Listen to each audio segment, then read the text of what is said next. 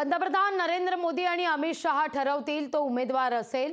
एकनाथ शिंदे अजितदादांची तक्रारच नाही, राधाकृष्ण विखे पाटील यांचे हे वक्तव्य आहे। महायुतीचे उमेदवार दिल्लीत ठरवले जातील असं विखे पाटील म्हणतात। महायुतीचे सगळे उमेदवार मोदी शहा ठरवतील का, अशी आता शक्यता या निमित्तानं उपस्थित होतीये।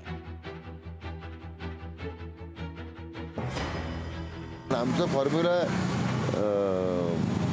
जो आहे तो दिल्लीमध्ये आदरणीय मोदी साहेबांच्या नेतृत्वाखाली आणि अमित भाई आहेत किंवा आमचे पक्षाध्यक्ष आहेत, नड्डा साहेब आहेत, यांच्या उपस्थितीत या सगळ्या राज्याच्या घडामोडी, राज्याच्या राजकीय वाटचाल सुरू आहे।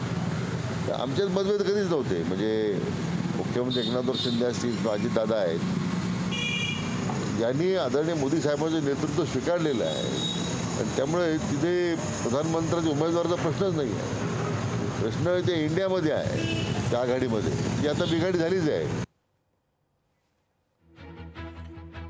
प्रश्न इंडिया आघाडीतला आहे, ज्यात बिघाडी झाली आहे असं म्हणत राधाकृष्ण विखे पाटलांनी हे मोठं वक्तव्य केलेलं आहे। मोदी शहा ठरवतील तो उमेदवार असेल महायुतीचा, असं राधाकृष्ण विखे पाटील म्हणतात। एकनाथ शिंदे अजितदादांची काही या सगळ्या संदर्भात तक्रारच नाही आहे, कारण त्यांनी मोदी आणि शहांचं नेतृत्व स्वीकारलेलं आहे, असं सुद्धा राधाकृष्ण विखे पाटलांचं म्हणणं आहे। अधिक माहिती घेतोय आपले प्रतिनिधी चेतन ननावरे यांच्याकडून। चेतन, आता महायुतीतले सगळेच उमेदवार हे दिल्लीवरून जाहीर केले जाणार आहेत का? कारण राधाकृष्ण विखे पाटलांचं हे वक्तव्य पाहता या संदर्भात जोरदार चर्चा होतीये।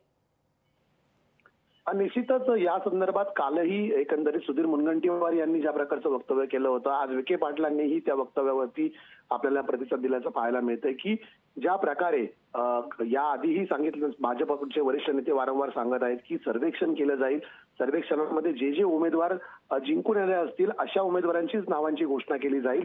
जागा वाटपाचा फॉर्म्युला जो आहे तो एकनाथ शिंदे, अजित पवार आणि देवेंद्र फडणवीस हे मिळून ठरवतील। मात्र त्या ठिकाणी उमेदवार कोण असेल हे मात्र वरिष्ठ पातळीवर ठरवलं जाईल, कारण भाजपकडून सातत्याने सर्वे केले जात आहेत आणि म्हणूनच कुठेतरी आपण काल जी एक मोठी बातमी दिली होती की रवींद्र चव्हाण यांना कुठेतरी रत्नागिरी सिंधुदुर्ग लोकसभा मतदारसंघातून निवडण्याचे आदेश देण्यात आलेले आहेत, जेणेकरून राज्यातले मंत्री आता आपल्याला लोकसभा निवडणूक लढताना दिसले तर आश्चर्य वाटणार नाही, कारण याआधीही अशा प्रकारचं धक्कातंत्र भाजपने 4 राज्यांच्या निवडणुकीमध्ये दाखवलेलं होतं। तेच आपल्याला महाराष्ट्रामध्ये लोकसभा निवडणुकीवर पाहायला मिळू शकतं आणि आता कुठेतरी विखे पाटील यांच्या वक्तव्यामुळे या आपल्या बातमीला दुजोरा मिळतोय। लागवी चेतन, धन्यवाद तुम्ही दिलेल्या एकूणच सविस्तर माहिती करता।